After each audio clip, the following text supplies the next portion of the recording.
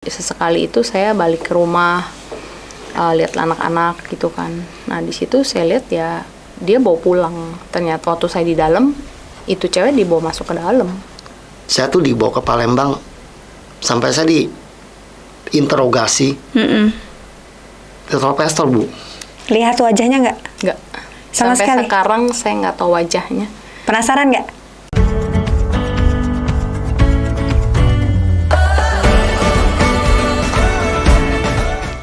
Shalom pemirsa Jemaat GMCC.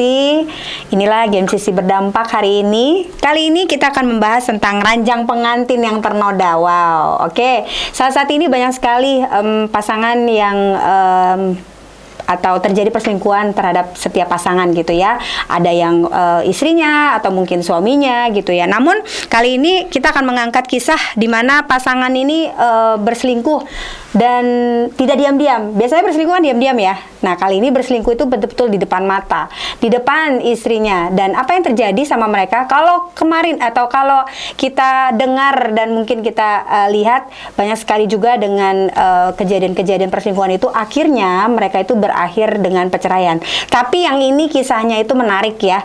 Dan suami istri ini malah jadi tetap bertahan dan sekarang malah luar biasa.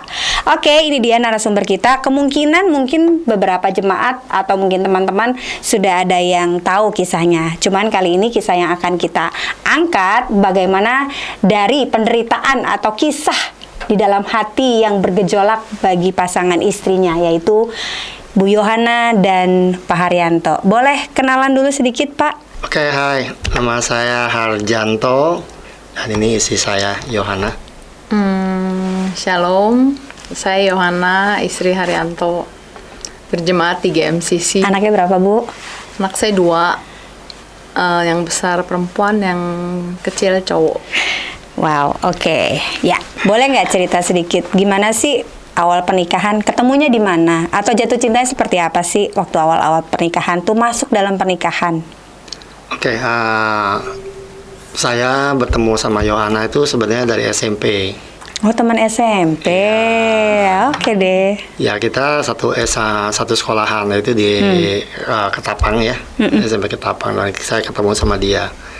Ya, cukup lumayan kita jalan pacaran sama Yohana ini.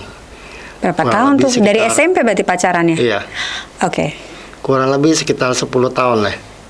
Oh. Pacaran. Oke. Tapi ya memang nyambung putus, tapi akhirnya kita melakukan pernikahan. Oke, Gitu. tetap lah ya, ada Iya. drama-drama begitu ya. Iya.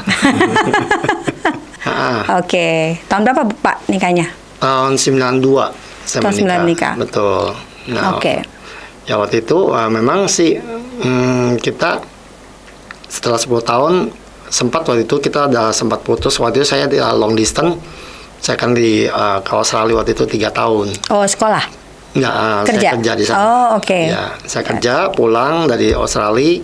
Nah, nggak lama baru saya menikah sama. Ngumpulin duit dulu maksudnya ya, Pak? Ya. Untuk biar bisa nikah ya. Tujuannya baik kok, Bu. Long distance ya, Bu ya. Akhirnya dinikahin. Ya. Oke, dinikahin, terus menikah, terus punya anak langsung atau gimana?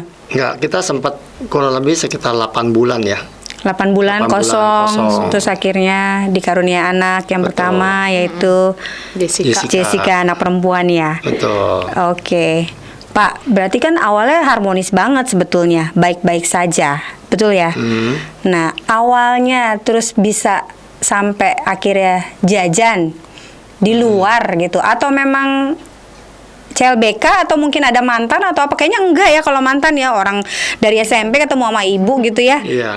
Jadi kisahnya gimana Pak? Ya waktu itu kan saya kan bisnis garment ya waktu itu ya. Jadi kadang-kala ada customer dari luar kota itu. Kalau datang ke Jakarta saya suka entertain seperti itu. Oke. Ya dari situ awal mulanya gitu. Di entertain itu ya terjadi ya. Oke. Itu si ibu tahu waktu kejadian yang pertama dan lain sebagainya. Oh iya tahu. Oh udah tahu. Tahu. Karena Oke. memang kan kita untuk entertain customer ya waktu itu ya. Awalnya sih memang kita aja setelah kita entertain saya pulang. Oh. Gitu. Nah jadi Oke. awalnya dari sana seperti itu. Jadi akhirnya dari situ baru ya ada nakal-nakal dikit lah dari situlah. Dikit apa banyak? Awalnya kan dikit-dikit dulu. Oh, oke gitu ya. Oke. Ya, jadi dari sanalah saya mulai kenal namanya dunia malam ya. Nah, waktu itu kan waktu itu lagi zaman saya tuh Berarti waktu itu masih kerja kan? Kejadiannya pas ada kerja. ada Bisnis mulai bisnis ya. sendiri atau kerja sama orang? Bisnis sendiri sama ada join sama teman. Oh, jangan sama Gitu. teman. Makanya Betul. terus ada entertain itu Betul. sebutnya. Oke. Oke. Nah, jadi dari entertain itulah makanya kadang-kala kita jadi kebablasan. Oke. Gitu. Oke, kebablasannya gimana, Pak? Ya mulai kenal namanya wanita-wanita nakal lah kayak gitu ya. Kan waktu itu kan juga kalau ke nightclub pasti kan juga kita booking apa gitulah ya.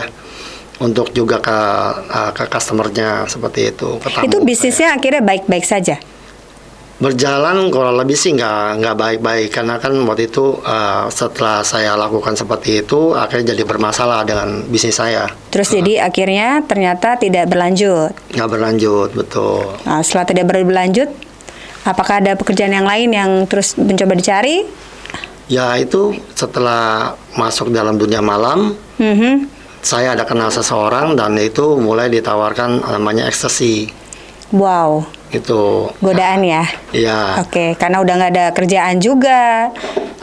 Waktu itu Atau- belum masih ada sih. Oh, masih ada? Masih ada. Cuman Bisnis itu masih jalan, Masih tapi jalan. terus sudah mulai dikenalin. Oke. Betul.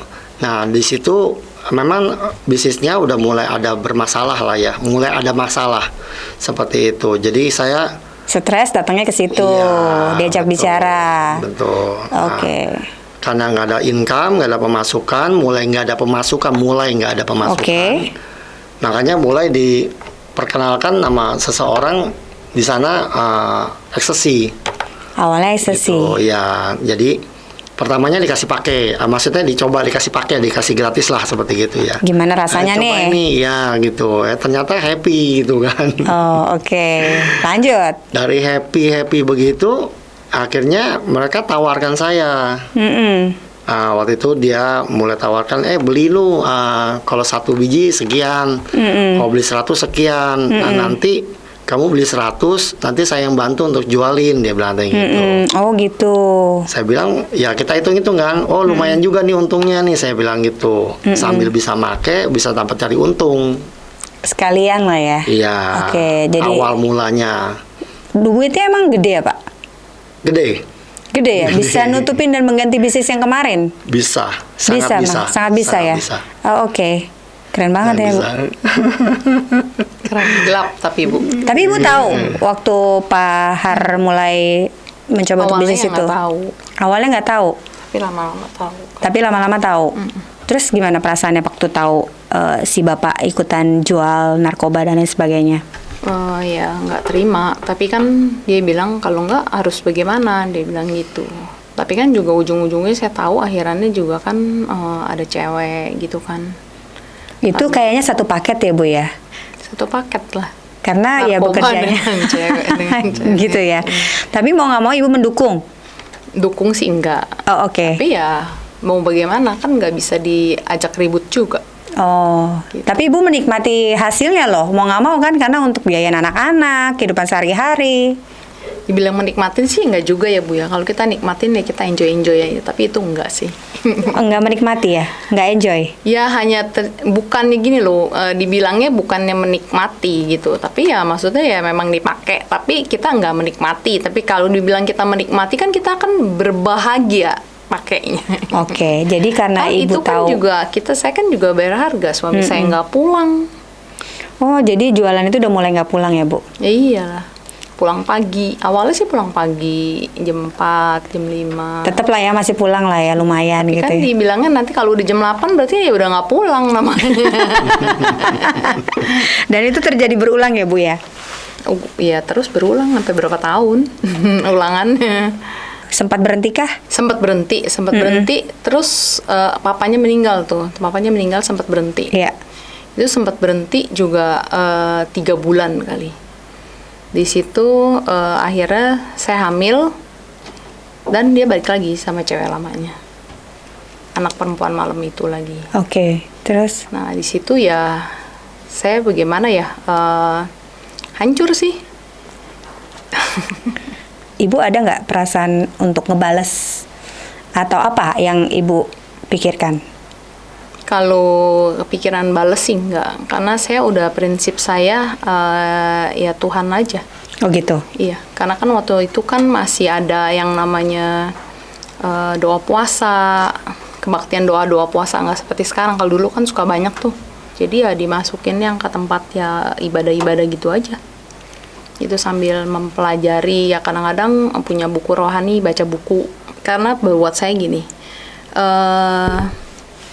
lahir kita nggak ada pilihan. Oke. Ini kan, lahir kita nggak ada pilihan. Tentang orang tua, anak saya 10 saudara. Saya anak paling kecil. Gitu ya, mungkin saya perlu kasih sayang gitu kan. Oke, jadi ada harapan, masih tetap berharap lah ya bisa gitu. suami sayang saya gitu kan. Oke. Ternyata waktu saya married, ternyata nggak ada, ya kan. Saya cuma pikir gini, kalau gua lahir nggak ada pilihan, married kejadiannya seperti ini, paling nggak saya harus hidup benar, gitu supaya ya? pada saat saya nggak ada di dunia, saya bisa hidup enak. Itu udah yang terakhir. Oh gitu ya. Jadi kalau misalnya saya balas lagi, saya mau nggak bener lagi, lalu saya akhirannya binasa sia-sia. Tapi jadi benar-benar Bisa enggak, parah. benar-benar pemikiran masih tetap positif ya, nggak ada maksudnya error-error sedikit pun bahwa ya udahlah ini diterima gitu. Enggak sih. Nggak ada Karena terbesit kan gitu. Waktu saya suka ikut ke diskotik pun kan juga ada temennya yang kadang-kadang selengehan gitu. Oh, Saya nggak anggap. nganggep. Jadi tetap nutup pintu hatinya ya, terus berjaga-jaga untuk pahar ya. Sempat ada KDRT nggak Pak? Sempat sih, sempat. Sempat? Saya sempat sekali, waktu itu pukul dia sekali waktu itu. Sempat ya? Sempat. Tapi itu udah parah banget. Waktu dia udah agak kayak sabunya berat lah. Gitu. Tapi ibu menyadari bahwa itu pas memang masa-masa yang memang dia lagi makanya lebih berat dan lebih banyak. Iya. Dan ibu terima pukulan itu. Ya udah kepukul mau bagaimana, tapi ya saya sempat jadinya takut. Takut sama suami sendiri jadinya. Takut dipukul lagi. Perselingkuhan yang dilakukan dengan wanita yang sebelumnya itu, apakah sempat dibawa pulang? Bawa pulang, posisinya pernah waktu itu saya akhirnya saya diusir, yang kesekian kali saat itu diusir, saya keluar. Saya pulang ke rumah mama saya. Jadi saya di situ kan anak-anak kan di rumah sama suster. Jadi sesekali itu saya balik ke rumah, lihat anak-anak gitu kan. Nah di situ saya lihat ya dia bawa pulang. Ternyata waktu saya di dalam, itu cewek dibawa masuk ke dalam. Di kamar? Ke rumah, dibawa masuk ke rumah waktu itu. Karena waktu pas dia masuk ke rumah ya saya pulang. Jadi sempat keluar karena diusir, lalu terus masuk lagi. Bu Yo pernah ada cerita sama saya sih, bahwa maksudnya ranjangnya itu sudah ternoda gitu. Melihat itu kah? Tahu, kan ada suster yang jaga anak kan. Oke. Suster itu baik banget sama saya.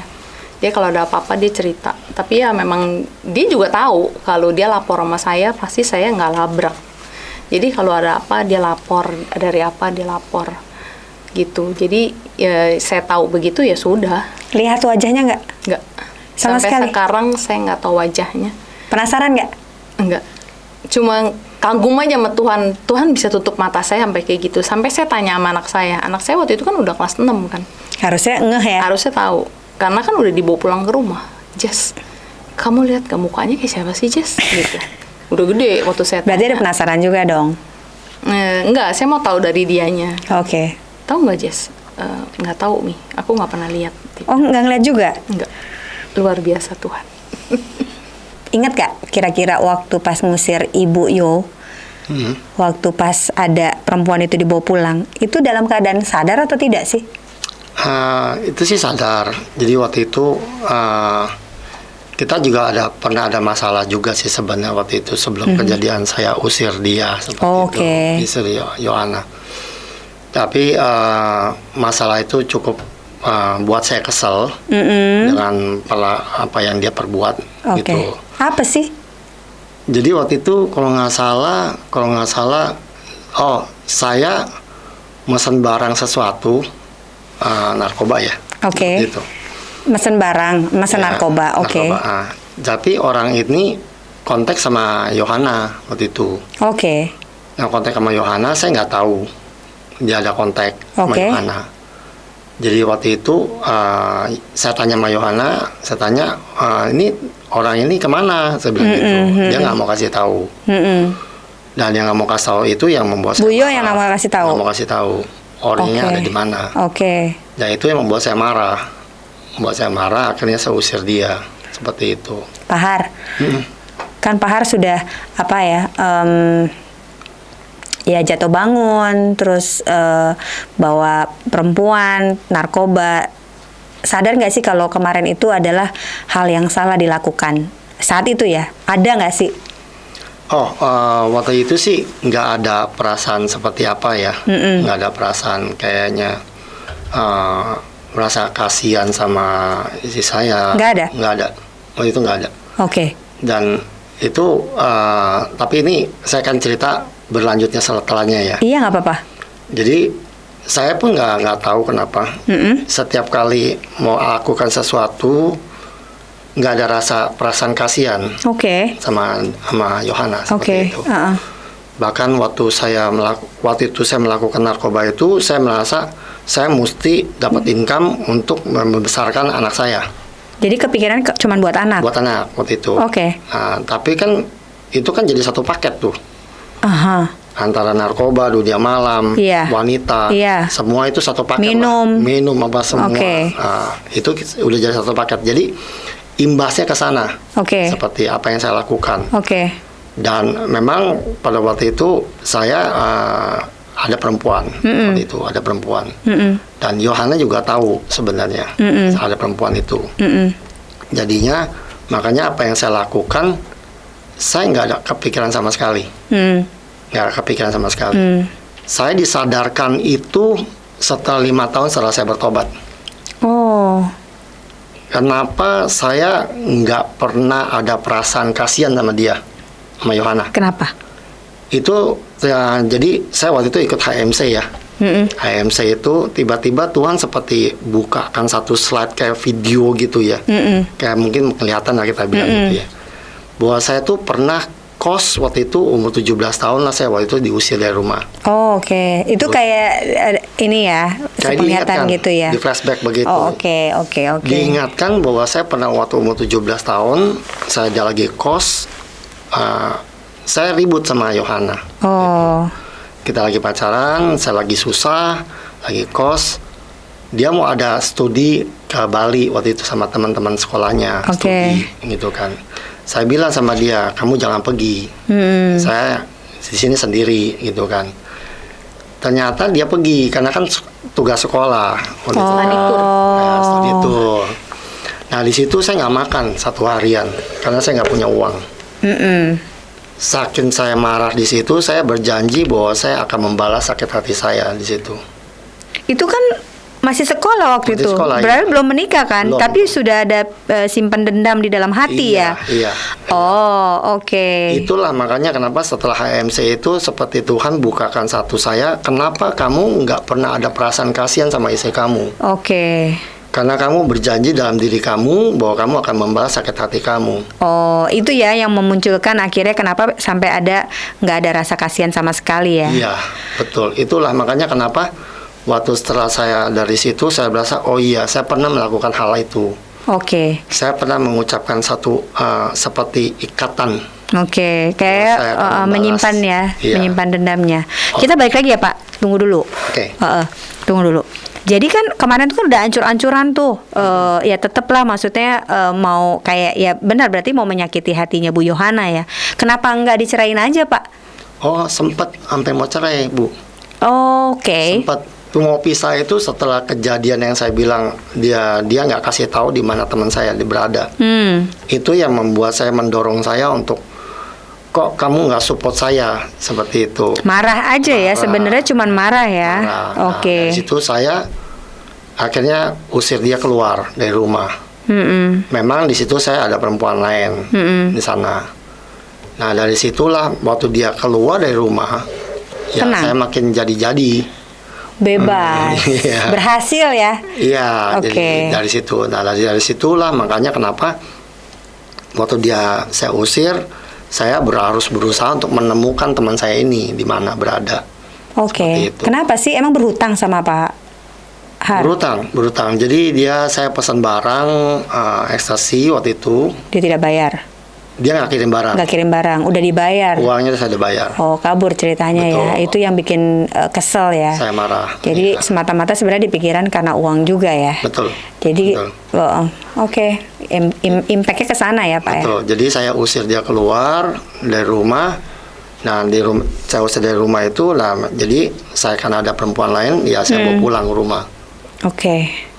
Wanita itu seperti itu. Nah, Ibu memang- Bapak masukin ke kamar. masukin. Ke kamar yang sama Iya. dengan yang Bapak gunakan dengan istrinya. Iya. Bu Yo. Sama. Ada sekali waktu saya lagi bawa pulang, Yohana datang ke rumah Oke. untuk nengok anak-anak saya. Ada rasa takut? Khawatir? Enggak. Enggak ada. Pede aja gitu ya. Iya. Kan rumah dia.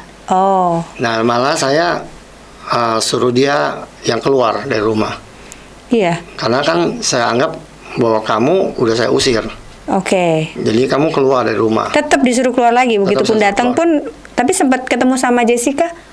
Sempet. Sempat. Sempat. Kita lagi di ruang tamu. Oke. Jadi dia Yohan lagi di ruang tamu, saya datang. Oke. Saya bawa perempuan itu. Iya. Pas Saya gitu ya. Yohana, saya ngusir dia keluar. Oke. Saya sampai lupa tuh, udah diusir lagi. Udah 2 kali berarti diusir lu Pak ya. Udah diusir lagi. Udah diusir lagi ya. Iya. Dibilangnya suruh keluar gitu. Bu Yo, itu kan berarti kan sudah benar-benar nyakitin ya. Apalagi sudah dibawa pulang. Berarti anak-anak juga ketemu mungkin ya. Ya pasti ada perasaan gitu kan. Ya, tadi kan sempat nanya sama Jessica, lihat nggak gitu kan. Nah, apa yang bikin Bu Yo tetap bertahan? Saya Tetap mau dia ke kembali. anak-anak saya. Saya lihat anak-anak. Oke, fokusnya ke Saya lihat anak-anak. anak-anak, saya cuma pikir begini, iblis itu pasti bisa lihat, karena gini, ya puji Tuhan karena suka ikut dengar khotbah apa segala macem gitu kan. Dibilang katanya kalau menjelang menjelang Tuhan mau datang, pasti yang diserang itu keluarga. Oh, pernah dengar kalimat Iya, itu. Oke. Karena yang diserang pasti keluarga. Waktu suami istri itu cerai, itu akan menjadi pintu masuk iblis untuk menjamah anak-anak kita. Oke. Itu terekam banget buat saya. Jadi saya sempat kepikir, jadi saya sempat selalu bertahan. Dan saya juga itu satu. Terus pernah dengar lagi begini. Perjuangan kita dalam suatu pergumulan itu bukan melawan darah dan daging, tapi melawan roh jati udara. Oke. Saya cuma pikir gini, oh bukannya suami saya nih yang begini gitu, tapi karena memang ada kuasa gelap yang merasuki dia gitu. Dan tapi memang benar, saya ada ibu rohani, memang talentanya bisa tahu, bisa Lihat. iya bisa lihat gitu. Jadi dia ibu rohani saya itu dia doa, dia cuma bilang katanya suami kamu pakai kaos coklat ya tadi pergi, dia bilang gitu, pakai celana pendek. Iya. Oh, dia bisa saya melihat bilang itu. gitu, Oke. iya. Oke. Sekarang dia duduk di bangku, kakinya terikat di lantai, dia bilang katanya gitu. Oke, artinya apa? Ya dia bilang katanya ya memang dia bilang katanya dia ada terikat dengan sesuatu gitu. Dan di situ kan juga saya ceritain dia nggak pulang, pasti kan dengan dibilang nggak pulang juga pasti konotasinya dia tahu pasti ada cewek gitu kan. Itu satu. Jadi saya pikir jadi saya lebih fokusin bukan kepada dianya, tapi kepada ada oknum lain loh yang ngikat suami gua nih gitu. Ibu rohani saya juga bilang gini. Gimana? Suami saya ini kurang figur ibu. Oh. Kan tadi dia cerita dia diusir.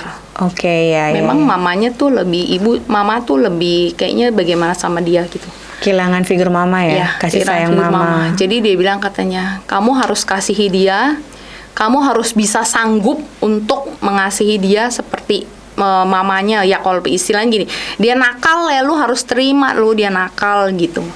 Jadi itu selalu yang saya ingat yang membuat saya bisa bertahan. Jadi ada mentor yang mengarahkan. Jadi walaupun sudah jatuh bangun, terus bangkit lagi, sudah jatuh bangkit lagi, terus bisa mencoba lagi gitu ya. Jadi tetap bisa percaya sama suami. Bisa, sempet waktu itu gini, dia nggak pulang, biasa kalau saya bilang dia nggak pulang itu berarti dia pulangnya jam 8 pagi. Saya anggap itu udah nggak pulang, ya kan? Udah waktunya kita aktivitas lagi kan. Jadi waktu itu saya sempet persin jeruk buat dia. Terus udah gitu dia pulang. Sempet kayaknya ya iblis lah ya. Saya pikir sih cuma begini, nggak salah gitu, maksudnya kok suami lu istilahnya gini, suami lu habis ngapain gitu, tapi kok lu bikinin dia jus gini gitu. Jadi saya pikir gitu, saya nggak gubrisin itu gitu, dan nggak apa sih ya. Jadi tetap lah ya ada godaan-godaan yang mencoba untuk menjatuhkan, bikin melemahkan ibu semangat, tapi tetap mau berkomitmen dan bertahan dengan hubungan suami istri yang ibu jalanin ya. Kira-kira Pak, Bu, ada dampak kepada anak-anak nggak kejadian-kejadian yang sudah kan kurang lebih berapa tahun Bu perjalanannya untuk bisa menanti Pak Haryanto ini bisa kembali dan dikembalikan sama masa-masa yang kelam itu 9 tahun. 9 tahun. Nah, ada dampak atau efek nggak kepada pertumbuhan anak-anak, mental atau sekolah atau kepercayaan diri mereka atau mungkin kasih sayang mereka? Terlihatkah? Waktu saya keluar rumah, pelajarannya turun. Iya, waktu dampak yang paling besar itu waktu saya usir Yohana keluar dari rumah. Anak yang pertama saya itu Jessica. Oke. Nah itu langsung dia dari biasa ranking 10 besar ya.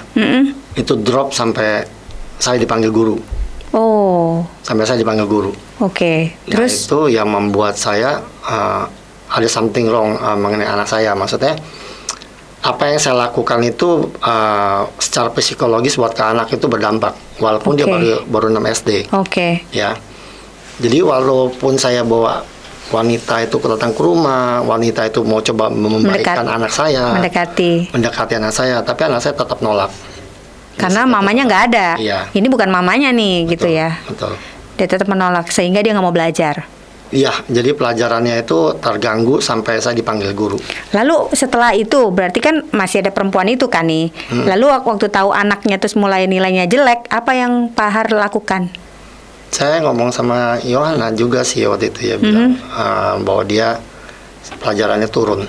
Terus Bu Yohana kembali? Ya makanya kadang-kadang suka datang. Dia sempat gini, saya kan saya waktu diusir itu saya tinggal di rumah mama. 9 bulan itu. Oke. Sempat kembali yuk, pulang yuk gitu. Itu siapa tuh? Pulang. Dia suruh. Oh, oke, sudah minta pulang. Dia suruh saya. Oke. Dia suruh saya pulang. Itu selama 9 bulan itu sempat dibilang dia telepon ya, namanya kalau buat saya sepertinya mungkin kayaknya nggak stabil juga karena yang dia pakai kan sabu kan. Oke. Kadang-kadang suka bilang urusin surat cerai gitu. Awal-awalnya bilang gitu, urusin surat cerai. Saya bilang kalau misalnya kita mau cerai, saya tahu firman Tuhan kan. Kalau kamu mau cerai, kamu aja yang ngurusin. Dari pihak dia juga tahu firman Tuhan. Dia mau kalau mau cerai, suruh saya ngurusin. Akhirnya dia nggak keurus karena dua-duanya tahu firman Tuhan. Oh, jadi memang sebelumnya juga udah deket lah ya sama Tuhan, terus tapi jatuh. Ya. Gitu ya. Jadi memang jadi proses gini Bu, maksudnya saya walaupun nakal, Minggu tetap ke gereja. Tapi ada niat untuk bertobat ada. Jadi beberapa kali saya coba untuk bertobat. Tapi yang ada makin lama makin jauh. Kenapa? Saya mengandalkan kekuatan saya sendiri. Salah satunya waktu tadi saya cerita, waktu papanya meninggal dia sempat nggak di rumah, itu benar-benar nggak keluar. 3 bulan. Tapi itu 3 bulan. Kekuatan saya sendiri. Makanya kenapa seperti yang bilang, kalau rumah kita udah dibersihin nih, udah diusir nih segala roh jahat segala macam. Kalau kita nggak isi dengan firman atau dengan Tuhan tetap di dalam diam kita, itu dia akan membawa roh yang lebih jahat itu datang masuk ke dalam diri saya. Seperti itu. Itu dialamin. Itu saya alamin. Jadi firman itu saya ngalamin. Setiap kali saya mau bertobat, saya gagal, kondisi saya makin parah. Itu lebih parah. Jadi waktu itu makin jahat. Jadi waktu itu saya kan hamil lagi berarti kan. Yang kedua. Kan? Hamil yang kedua kan. Wah, itu lebih parah dia. Itu saya lebih jahat. Jauh. Jadi air mata jauh lebih banyak. Apapun saya pakai untuk narkoba. Gimana Bu, waktu pas hamil kedua, apa yang dilakukan sama Pak Haryanto waktu itu? Yang menyakiti hati Ibu? Nggak pulang. Nggak pulang lagi? Iya, Balik lagi ke cewek yang sama. Balik lagi ke cewek yang sama. Itu yang bikin saya hancur. Hancur? Iya. Dan itu titik terendah Ibu? Iya. Apa perasaannya saat itu? Ya nggak bisa apa-apa, kan saya hamil. Saya dulu nih. Waktu saya di awal saya tahu misalnya dia pergi ke nightclub, saya lihat dong, wah di baju ada bedak cewek nih, gitu kan. Berarti kan dia tahu dong, berarti dia disenderin cewek kan. Terus kalau saya tegur dia galak, iya kan. Saya bisa apa? Saya nggak bisa apa-apa. Terlalu saya cuma saya beli minuman, saya beli bir, langsung saya minum glek. Itu lagi hamil? Enggak. Itu belum hamil. Jadi kan itu belum hamil waktu dia naik ke nightclub begitu, itu belum hamil. Jadi habisin, udah saya tidur selesai. Ini posisi saya hamil, nggak bisa apa-apa. Nggak bisa minum juga ya Bu ya? Kalau kemarin-kemarin sebelum hamil masih bisa ngilanginnya pakai minum ya Bu ya? Dan di situ saya nangis. Paling saya cuma bisa nangis dan nangis. Sampai pernah satu kali saya pokoknya saya minta sama Tuhan, saya nggak bisa begini nih. Saya nggak bisa kalau kata orang, suami lu balik lagi sama itu cewek. Saya nggak bisa. Sempet ada yang kasih tahu ya? Ada yang kasih tahu suami lu balik lagi sama cewek dan dengan cewek yang sama gitu kan. Jadi saya pikir wah, saya nggak percaya. Tapi saya akan buktikan gitu kan. Saya cari dan ketemu. Ketemu. Betul. Saya keluar, saya pulang akhirnya ke rumah sama si Har ini.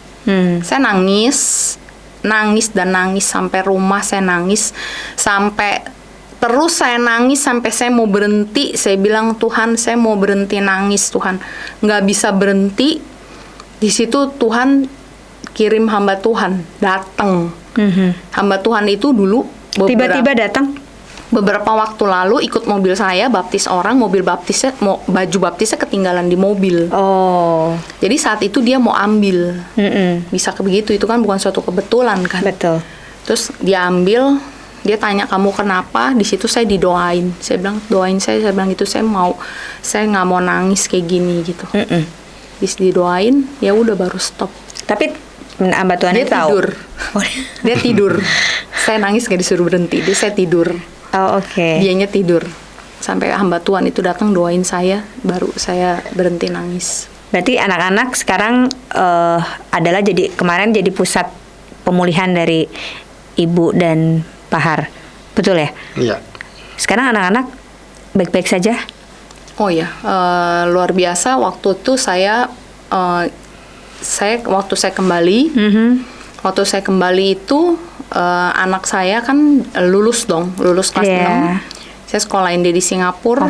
Dia sempat ranking satu sekolahan. Di Singapura? Dalam satu sekolahan itu dia ranking 1 sampai ditawarin untuk beasiswa? Bukan. PR, pemerintah presiden. PR, sama pemerintah Singapura ditawarin PR. Itu saya cuma lihat dampak luar biasa di situ. Dan sampai saat ini juga berkat Tuhan buat anak-anak saya juga luar biasa sih. Gitu ya. Jadi kondisinya sekarang setelah pulih melihat buahnya dari anak-anak malah. Iya. Dan kondisinya Pak Har sama Bu Yo semakin harmonis. Puji Tuhan. Iya. Dari hari ke hari semuanya karena firman. Iya.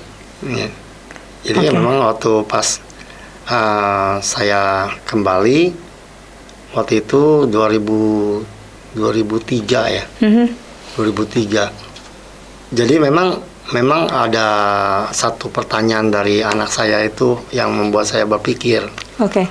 untuk menyudahi segala bisnis narkoba saya. Oh, anaknya? Iya, jadi anak saya waktu itu Yang perempuan atau yang laki-laki? perempuan ya kalau nggak salah ya. Jadi waktu itu dia ada Kan yang tanya, kecil, lebih nggak gitu. Nggak Iya. ngerti. Papi, di sekolah aku ditanya nih, Papi kerjanya apa katanya. Oke. Ya saya bingung kan jawabnya apa. Mm-mm. Kan saya jual narkoba. Masa dibaca jual narkoba. Nah, Oke. di situ yang membuat saya berpikir, wah saya mesti sudahin. Seperti itu. Tapi kan nggak punya kekuatan untuk menyudahi. Karena kan satu, uangnya juga cukup besar. Cuman dalam hati pengen bertobat. Berapa kali mau bertobat. Dalam waktu 9 tahun itu, bukan nggak ada niat mau bertobat. Ada niat mau bertobat, tapi nggak sanggup. Seperti itu. Nggak pernah sanggup karena ngeliat duitnya? Satu ngeliat duit, Lalu? kedua juga karena memang seperti saya bilang Belum ada kekuatan. belum ada kekuatan, jadi nggak diisi Oh, dengan oke. firman, nggak diisi dengan Tuhan seperti itu. Oke. Tapi ada sempet ngomong nggak sama Bu Yo bahwa tolong saya dong, saya ini mau pulih atau saya ini mau bertobat? Enggak. Oh, ada terakhir waktu pas kalau sebelum dalam 9 tahun itu pasti ada lah. Kayak Ngomong menunjukkan, nih gue udah mau tobat nih. Nunjukin aja tapi nggak Iya, ngomong. Iya, ini gue udah bertobat nih, udah berapa minggu nggak datang, nggak pergi-pergi gitu kan. Kalau dulu kan belum seperti sekarang. Kalau sekarang kan udah gini, kita banyak dikasih tahu kan. Ya, suami istri harus komunikasi apa ngomong itu. Kalau dulu kan belum begitu. Oh, sekarang udah lebih banyak pencerahan. Iya, Mengarahnya.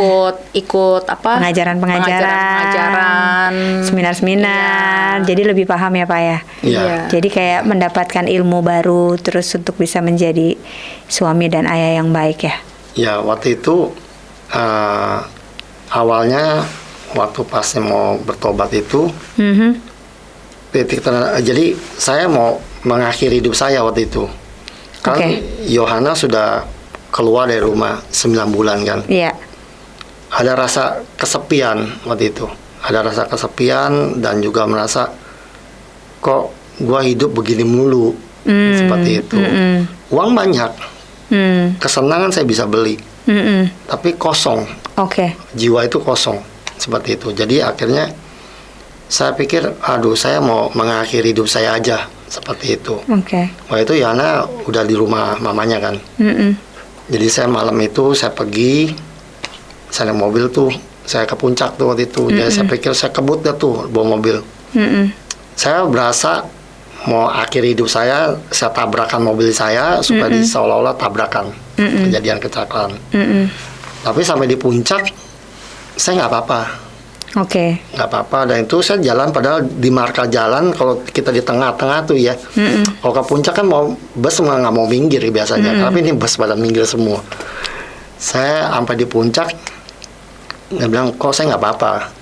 Akhirnya saya minum bir, pokoknya berusaha untuk mabok lah. Berusaha untuk mabok seolah-olah biasanya nggak sadar diri seperti itu. Oke. Jadi saya sudah minum, saya turun ke bawah, saya ngebut lagi. Oke. Saya ngebut sampai di tol, nggak apa-apa, selamat lagi. Dan kalau di Yohana kan suka simpan CD lagu rohani itu ya. Jadi saya langsung Setel. ke lagu setel. Kebetulan dapat lagunya yang tentang sejauh timur dari barat. Oke.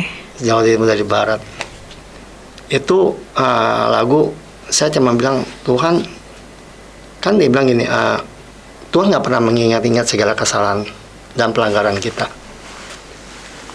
Saya di situ, saya nangis, saya bilang, Tuhan, dosa saya ini banyak. Oke. Apa benar Tuhan mau ngampunin?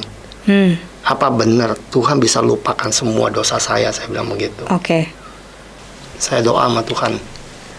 Saya bilang, Tuhan, saya mau bertobat.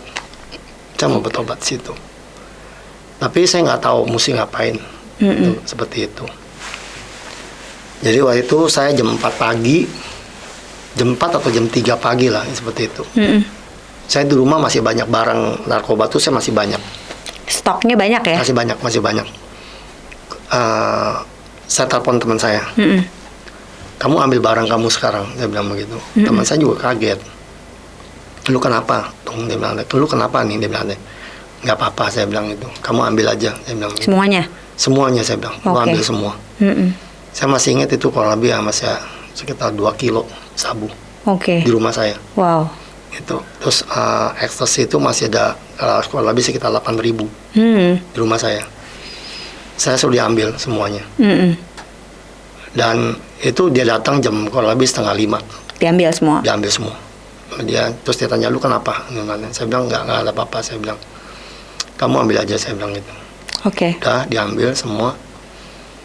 Itu jam 6 pagi, saya telepon dia. Kamu pulang, saya bilang gitu. Kamu pulang? Kamu kenapa? Dia tanya, kamu ngapain? Dia bilang kayak gitu. Saya bilang, saya mau ke tempat panti rehab, saya bilang begitu. Waktu dia dengar saya mau ke panti rehab, dia langsung datang. Oh. Ada balik ceritanya nih. Oke. Tuhan nih. Tuhan nih ya. Tadi Tuhan tuh bekerja tuh dengan segala cara, ya kan? Di saat dia seperti itu, Tuhan pun beracara saat itu sama saya. Sebelum itu? Kita nggak tahu kapannya itu berjalan waktunya barengan sama atau bagaimana. Tapi waktu kenapa terjadinya seperti itu? Oke. Jadi saya datang lihat anak-anak di rumah. Saya lagi duduk di meja makan. Anak saya si Jessica lagi di ruang tamu. Suster bilang katanya, Jess, kamu males ya? Dia bilang katanya, Jan gini gitu. Saya paling punya patokan, senakal-nakalnya anak saya, apapun yang saya lihat anak saya nggak mau ngomong dia males, ngomong anak saya nakal, itu saya nggak mau. Terus saya denger begitu, wah dalam hati saya, wah nggak bisa nih kalau di tangan suster kayak begini nih ya kan. Nanti anak saya dia ngomong-ngomongin kayak begitu, saya nggak mau gitu. Di situ saya berpikir. Dan juga waktu pas akhirannya saya ada sempat satu ibadah hari Minggu. Di situ jadi gini, waktu sejak awal pun saya diusir dan saya ke gerejanya ke GM. Karena rumah mama saya kan di Ketapang kan. GMCC? Iya, selalu saya tanya sama Tuhan, Tuhan saya tahu Tuhan ini Tuhan gak suka. Tapi Tuhan maunya apa gitu, nanti saya ikutin kehendak Tuhan itu apa gitu kan. Selalu saya ngomong begitu. Jadi saat itu tuh saya udah berjalan, waktu setelah anak saya lihat saya seperti itu, ada ibadah, hadirat kuat banget. Saya siap mau altar call, disuruh maju, saya maju di situ. Oke, terus? Di situ saya bilang sama Tuhan, Tuhan saya tahu Tuhan ini Tuhan gak suka, saya bilang gitu. Kalau Tuhan suruh saya pulang, saya akan pulang, saya bilang gitu. Oke. Tapi saya bilang sama Tuhan, tapi Tuhan, dia kan narkoba, saya bilang gitu. Tuhan pulihin dia. Karena waktu pada saat itu, jadi posisinya waktu saat saya udah dipukul, itu dalam keadaan ya udah di dalam kontrol efek sabu kan. Oke. Jadi sempat mamanya juga bilang, bagaimana ya obatinnya ya, dia bilang katanya. Diskusi. Saya bilang ya mau bagaimana obatinnya, saya bilang gitu. Itu kan mah semua kan yang dirusak kan di dalam otak, saya bilang gitu. Bagaimana mau obatinnya juga saya nggak tahu, saya bilang gitu. Jadi akhirnya di situ saya doa, saya bilang Tuhan kalau misalnya memang Tuhan mau saya pulang, saya minta 3 hal, saya bilang gitu. Saya minta Tuhan sembuhkan, pulihkan pikirannya gitu kan. Terus saya minta, karena yang namanya orang bekas narkoba kan tidak diterima oleh masyarakat. Betul. Ya kan? Iya, Saya bilang Tuhan, saya minta supaya dia bisa diterima. Iya kan? Saya minta komunitas baru, ya kan? Terus begitu saya minta pemulihan bukan berdasarkan karena saya lihat anak saya seperti itu, tapi saya mau minta dipulihkan benar-benar kehidupan suami istri yang baik. Lalu saya bilang lagi, saya minta suami saya dikasih kerjaan. Dan semuanya Tuhan jawab. Sampai ditelepon, suruh kembali. Ya, setelah itu saya pulang. Pokoknya nggak jauh itu dia suruh saya pulang.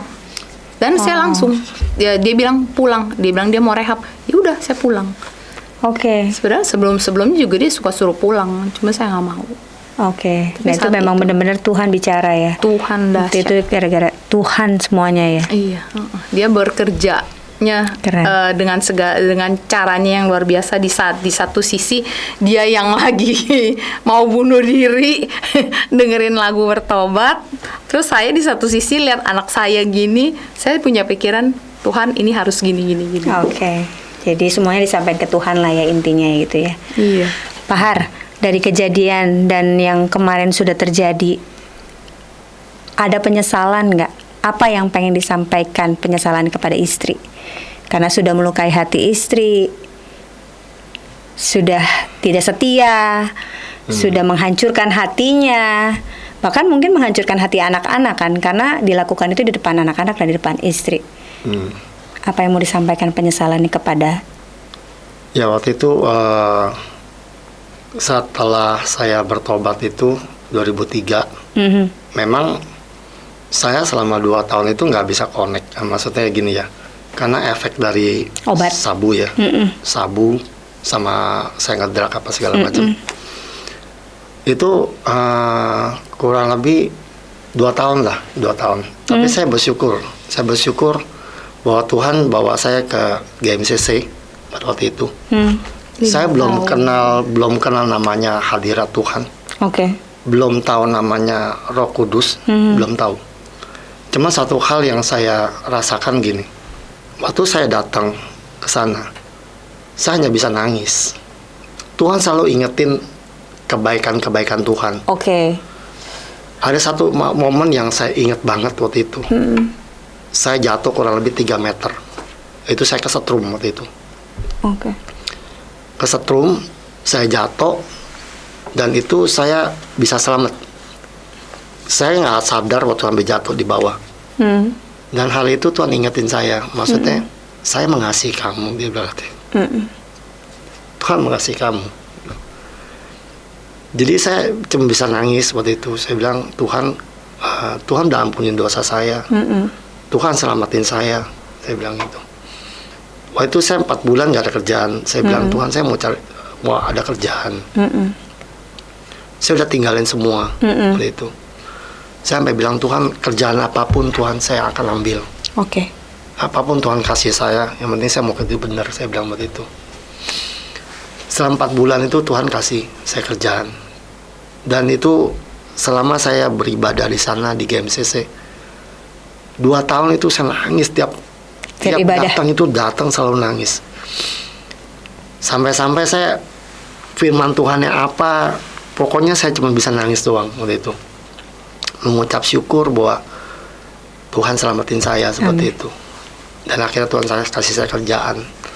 Saya nggak bisa ngebayang, teman-teman saya nggak bisa ngebayang. Waktu saya keluarin itu semua, posisi saya boleh bilang saya lagi punya duit. Tapi teman saya nggak nyangka saya dari naik mobil BMW tiba-tiba saya harus jadi naik motor waktu itu. Dan teman saya yang mengejek saya, dia bilang, si Atung mah nanti juga balik lagi katanya. Oke. Karena sebelumnya saya sudah lakukan seperti itu berapa kali.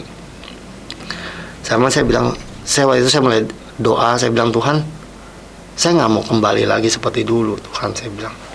Kasih saya kekuatan, saya bilang gitu. Jadi tiap malam tuh saya cuma doa. Ini kali saya mendapatkan kekuatan dari Tuhan. Oke. Dan waktu itu mulai dikenalkan namanya 40 hari Purpose Driven Life, di mana harus ada komunitas school. Oke. Jadi saya mulai mencari komunitas baru waktu itu.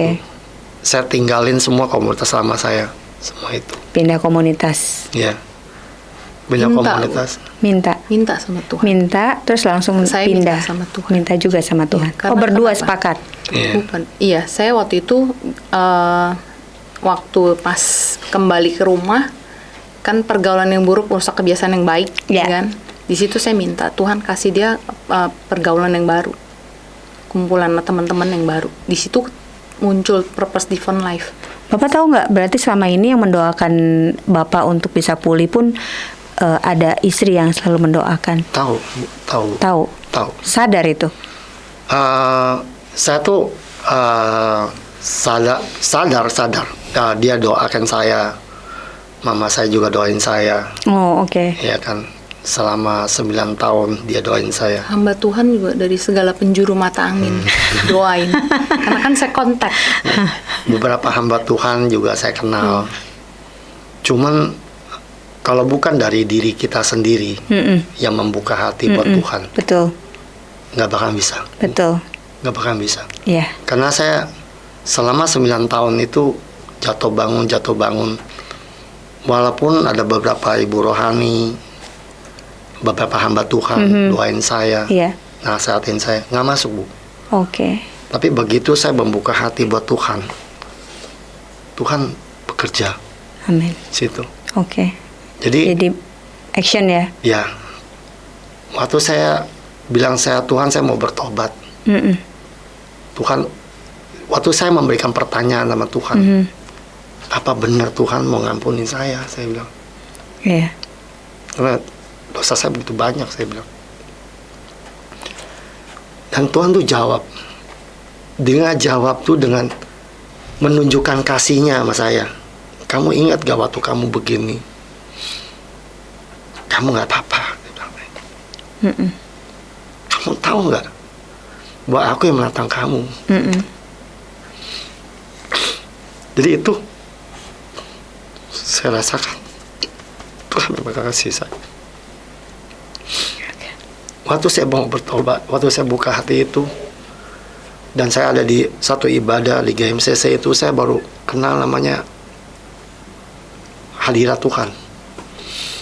Jadi di situ kenalnya ya. Di situ saya kenal hadirat Tuhan. Oke. Dan kebetulan almarhum Pak Yopi juga mendoakan saya. Dan dia seringkali capek mau didoakan maju. Oke. Namanya altar call seperti gitu. Dan itu di situ saya mulai dikasih juga komunitas yang baru, Cool. masuk cool. Waktu itu. FA ya dulu FA, ya. ya. Oh ya, Jadi, Altar. 40 hari purpose different life itu waktu itu. Oke. Itu yang dipelajari ya. Iya. Nah Jadi- itu saya mulai mengganti seluruh Teman-teman. pergaulan saya, Oke. teman-teman saya. Jadi yang pertama adalah semua karena Tuhan ya. Iya, Bu. Tuhan begitu mengasihi Bapak. Iya. Tapi yang kedua adalah istri ya, Iya. Bu Yohana. Bersyukur Iya. dapetin istri kayak Bu Yohana. Iya. Makanya, Bu, Jadi nggak nyesel kan? Nggak salah nih pacaran dari SMP nih. nggak nyesel, Bu. Cuman ya Nggak gitu. salah pilih loh. Iya. Tepat ternyata. Untuk orang juga saya cuma bilang gini. Hmm. Saya nggak, maksudnya gini. Ada istri yang setia mendoakan saya selama 9 tahun, Bu. Oke. Saya nggak tahu kalau misalkan dia baru 5 tahun dia menyerah, dia give up. Saya mungkin nggak ada di sini. Betul. Dan Tuhan ingetin, kamu tahu nggak pada waktu kamu begini, kamu tahu nggak waktu kamu terjadi seperti begini, kenapa kamu nggak begini? Oke. Disadarin ya. Iya. Bahkan saya waktu pernah saya dibawa ke Palembang karena barang yang saya bilang saya jual nggak dikirim. Saya tuh dibawa ke Palembang sampai saya diinterogasi. Telepon pistol, Bu. Oke. Kamu ngomong, ya. Apa yang kamu lakukan? Oke. Jadi saya jelasin semuanya. Ternyata di samping temennya itu seperti kayak ada orang pintarnya gitu, Bu. Oh. Habis saya ngomong, terus dia tanya, gimana menurut kamu? Dia bilang, orang pintarnya bilang, lu suruh dia pulang. Kalau lu nggak suruh dia pulang, uang lu nggak kembali, dia bilang. Gituin. Iya. Dan itu Tuhan yang ingetin, kalau bukan aku, kau udah nggak ada. Jadi, Kuasa Tuhan, kuasa doa istri. ya, hal itulah yang membuat pemeliharaan Tuhan dalam hidup saya. Amin. Jadi saya cuma bilang, istri saya mendoakan saya. Istri adalah pendoanya Pak Har ya. Iya. Bu Iyo. Hmm. Udah dengar terima kasihnya belum dari Pak Har? Udah. Doa dan air mata. Oke deh, keren loh Pak. Saya dengar ceritanya nih baru benar-benar terbuka nih dari sisi Bu Yonya. Ya, saya penasaran soalnya gimana bisa bertahan gitu kan, dan sampai akhirnya harus sampai berdarah-darah gitu ya, tertati-tati, tapi akhirnya bisa dipulihkan. Saya ngelihat bisa dipulihkan, betul ya. Nah, jadi sekarang kondisinya karena sudah dipulihkan, gimana Pak kehidupan? Bisa cerita dikit? Kalau buat untuk menyangkut ke masa lalu nggak ada sama sekali. Tapi hubungan jadi lebih baik? Pasti lebih baik. Anak-anak? Sempet waktu itu waktu saya dibilang kembali pulang, cici saya almarhum pesan kalau udah kembali pulang nggak boleh inget-inget lagi yang dulu. Itu saya inget banget. Jadi nggak boleh inget-inget kesalahan suami yang dulu. Nggak boleh ungkit-ungkit sama Ungkit-ungkit dia. masalahnya lagi. Iya. Iya. Gitu ya. Nggak sama sekali. Wah. Jadi ya kalau misalnya soal untuk ya ribut-ribut biasa ya itu umum lah, biasa lah. Bu Yoni Yang emang penting penolong yang setia. bukan saya, Tuhan. Penolong yang Roh Kudus, sepadan. Bu. Iya, Roh Kudus. dipimpin kan, dituntun ya dari Tuhan ya buat Pak Haryanto. Betul ya, Pak? Iya. Pengalamannya kan menginspirasi buat jemaat, buat yang menyaksikan gitu ya. Apa pesan-pesan Bapak sama Ibu untuk pasangan suami istri yang menonton dan melihat kejadian Bapak dan Ibu? Apa yang mereka harus lakukan ketika mungkin suami melakukan kesalahan, mungkin melakukan perselingkuhan dan lain sebagainya buat Bapak dan Ibu? Boleh loh dua-duanya kasih pesan buat yang melihat. Saya dulu atau dia dulu nih? Bapak dulu deh. Buat para suami. Oke, kalau untuk para suami, saya cuma bilang kasih istri kita, hormati istri kita. Karena kenapa? Biar bagaimanapun istri sebagai penolong dalam hidup kita. Amin. Karena waktu saya di keadaan down, walaupun saya melakukan hal-hal yang tidak baik, istri tetap mendoakan saya. Jadi untuk para suami dan juga para istri, jangan pernah menyerah. Nggak ada yang pernah menyerah. 9 tahun saya didoakan oleh istri saya. Kalau dia stop berdoa dan menyerah, saya nggak ada sampai saat ini.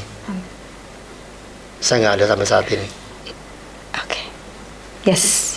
Itu buat para suami dan ini buat para istri dari Bu Yohana. Silakan Bu. Buat para istri, cuma saya ingatkan menurut pengalaman saya di dalam keluarga kita harus mempunyai dasar kasih yang kuat seperti Tuhan mengasihi kita. Dan mesti ingat buat saya ya Bu ya, dimana kita sama-sama suami istri itu rukun, nggak ada celah iblis untuk menggapai anak-anak kita. Oke. Karena buat saya iblis itu, saya pernah dikasih tahu kalau iblis itu tuh jauh umur lebih panjang dari kita jauh.